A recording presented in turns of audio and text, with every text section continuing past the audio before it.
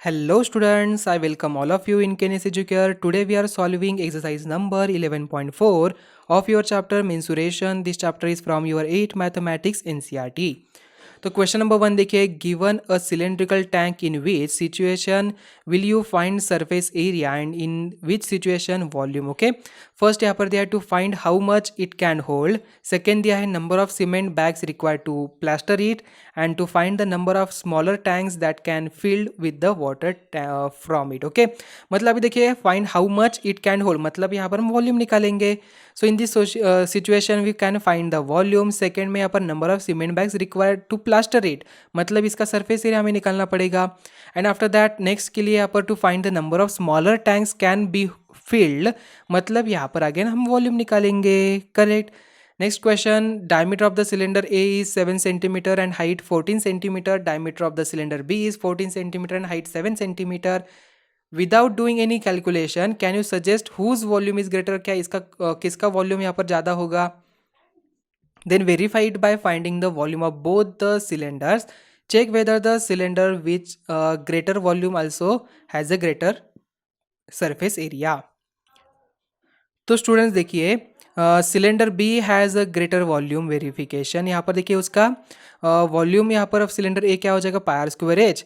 सो यहाँ पर कैलकुलेशन करने के बाद हमें मिलता है 539 centimetre cube. And volume of the cylinder B क्या मिलेगा हमें यहाँ पर 1078 सेंटीमीटर क्यूब. तो यहाँ पर volume of the cylinder B यहाँ पर ज़्यादा है.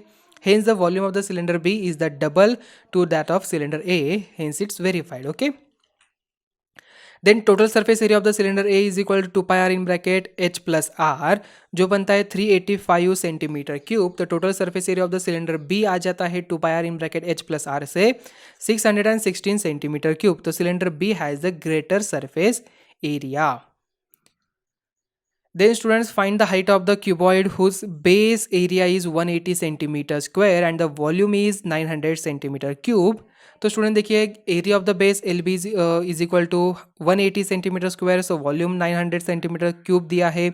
Volume of the cuboid is equal to L multiply by B multiply by H. 900 is equal to 180 multiply with H.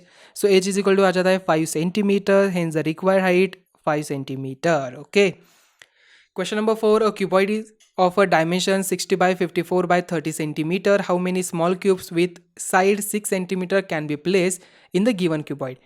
देखिए स्टूडेंट्स, फिर भी अब यहाँ पर मैं दोहरा रहा हूँ कि एक जो चैप्टर है आपका, ये कैलकुलेशन बेस्ड चैप्टर है. जस्ट आपको फॉर्मूला में वैल्यू पुट करना है, बाकी कुछ नहीं. कैलकुलेशन आपको खुद आना चाहिए, कैलकुलेशन आपको खुद से करना है. ओके, जस्ट मैं आपको सभी का सॉल्यूशन दे रहा हूँ, बट आपको ये सॉल्यूशन कॉपी नहीं करना है.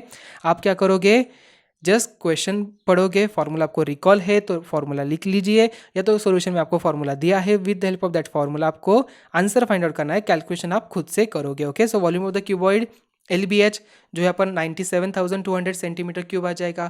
Then volume of the cube, side का क्यूब मतलब 6 का क्यूब हो जाता है 216 centimetre cube. So number of the cubes from the cuboid, यहाँ पर volume of the cuboid upon volume of the cube. तो 97,200 अपॉन 216 जो आता है 450. Hence the required number of cube is equal to 450. देखिए स्टूडेंट्स, ये जो मेंसुरेशन का चैप्टर है, volume of the cube, volume of the cuboid, surface area, इस टाइप के क्वेश्चन जो है ना आपको कॉम्पिटिटिव एग्जाम में भी पूछे जाते हैं. ठीक है, अगर आप कॉम्पिटिटिव एग्जाम की अगर प्रिपरेशन करने वाले हो आगे जाके आफ्टर यूर ग्रेजुएशन, मतलब जैसे कि जो भी सिविल सर्विसेज के एग्जाम्स होते हैं या तो कोई भी कंपनीज की एप्टीट्यूड जहाँ पर होता है, तो वहाँ पर ये मेंसुरेशन चैप्टर बहुत इंपॉर्टेंस होता है. मतलब इसके ऊपर 4 या तो 5 क्वेश्चन पूछे ही जाते हैं. ओके, तो आपको अच्छी तरीके से ये प्रिपेयर करना है. अभी अगर आप यहाँ पर अच्छी तरीके से प्रिपेयर करते हो तो उस टाइम पे आपको ईजी हो जाएगा. ठीक है, तो फॉर्मूला याद रखिए. Next question, question number 5, find the height of the cylinder whose volume is 1.54 metre cube and the diameter of the base is 140 centimetre. तो स्टूडेंट देखिए, सॉल्यूशन यहाँ पर v is equal to 1.54 metre cube, d is equal to 140 centimetre मतलब 1.40 metre. Volume of the cylinder is equal to pi r square h. So just value put करिए यहाँ पर 1.54 is equal to 22/7 multiply with 1.4 upon 2 multiply with 1.4 upon 2 multiply with h. So H is equal to क्या होगा, 1.54 multiply with 7 multiply with 2 multiply by 2, then 22 multiply with 1.4. तो ये देखिए 7 1 जा 7 2 जा, आप कैलकुलेशन कर सकते हैं आसानी किससे अभी. And we get 1 metre. H is equal to 1 metre. Hence the height of the cylinder is 1 metre. Question number 6 है milk tank is in the form of cylindrical shape में है whose radius is 1.5 metre and the length is 7 metre.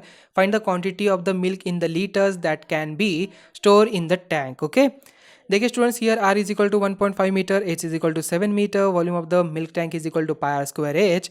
So that's why value put करना है 22/7 multiply with 1.5 multiply with 1.5 multiply with 7, तो 22 multiply with 2.25 हो जाएगा. सो 49.50 metre cube. So volume of the milk in the litres is equal क्या होगा 49.50 multiply with 1000 litres. So 1 metre cube is equal to 1000 litres होता है. सो दैट्स वाई 49,500 लीटर्स यहाँ पर हमारा आंसर हुआ. सो hence the required volume is 49,500 litres.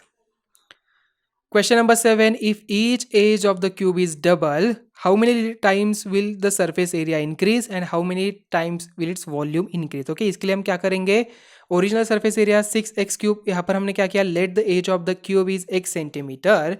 If the edge is double then new edge क्या हो जाएगी 2x हो जाएगी. सो ओरिजिनल सरफेस एरिया क्या है 6x स्क्वायर सेंटीमीटर क्यूब है. तो new surface area 6 multiply with 2x का ब्रैकेट का स्क्वायर, मतलब 6 multiply 4x square 24x square हो जाता है. तो इसका अगर रेशियो हम निकालते हैं स्टूडेंट्स तो यहाँ पर 1:4 आ जाएगा.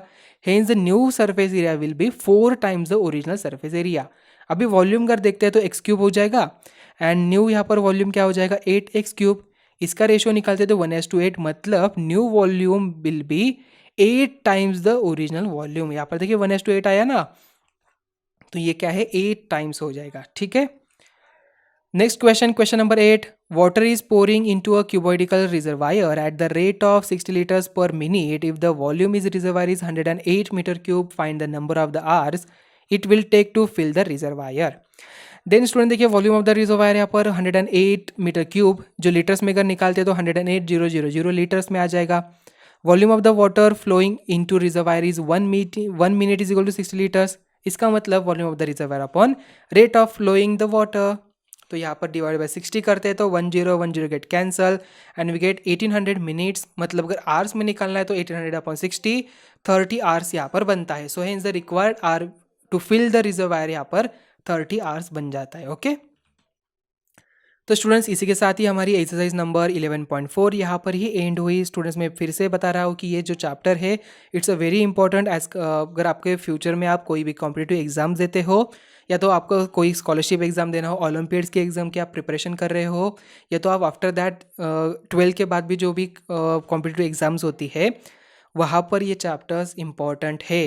ओके, तो स्टूडेंट्स इसका इंपॉर्टेंस आपको अभी पता चल चुका है, तो फॉर्मूला रिकॉल में रखिए, ध्यान में रखिए, इसकी प्रैक्टिस करिए. ठीक है, तो मिलते हैं अभी नेक्स्ट चैप्टर में. Thank you.